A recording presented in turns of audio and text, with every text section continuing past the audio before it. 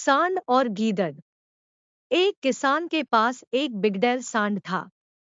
उसने कई पशु सींग मारकर घायल कर दिए। आखिर तंग आकर उसने सांड को जंगल की ओर खदेड़ दिया। सांड जिस जंगल में पहुंचा, वहां खूब हरी घास उगी थी। आजाद होने के बाद सांड के पास दो ही काम रह गए: खूब खाना, पुकारना तथा पेड़ों के तनों में सींग फंसाकर जोर लगाना। सांड पहले से भी अधिक मोटा हो गया। सारे शरीर में ऐसी मांसपेशियां उभरी जैसे चमड़ी से बाहर छलक ही पड़ेंगी। पीठ पर कंधों के ऊपर की गांठ बढ़ती बढ़ती धोबी के कपड़ों के गट्ठर जितनी बड़ी हो गई। गले में चमड़ी व मांस की तहों की तहें लटकने लगी।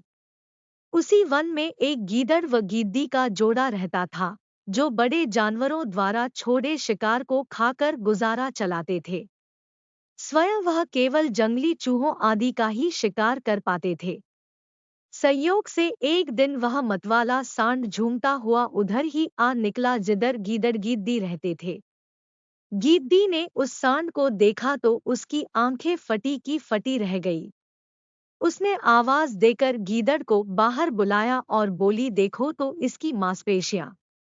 इसका मांस खाने में कितना स्वादिष्ट होगा। आह, भगवान ने हमें क्या स्वादिष्ट तोहफा भेजा है। गीदड़ ने गिद्दी को समझाया, सपने देखना छोड़ो। उसका मांस कितना ही चर्बीला और स्वादिष्ट हो, हमें क्या लेना। गिद्दी भड़क उठी, तुम तो भौंदू हो। देखते नहीं उसकी पीठ पर जो चर्बी की गांठ है, वह किसी भी समय गिर जाएगी। हमें उठाना भर होगा और इसके गले में जो मांस की तहें नीचे लटक रही है, वे किसी भी समय टूटकर नीचे गिर सकती हैं। बस हमें इसके पीछे पीछे चलते रहना होगा। गीदड़ बोला, भाग्यवान, यह लालच छोड़ो। गिद्दी जिद करने लगी, तुम हाथ में आया मौका अपनी कायरता से गंवाना चाहते हो। तुम्हें मेरे साथ चलना होगा। मैं अकेली कितना खा पाऊंगी।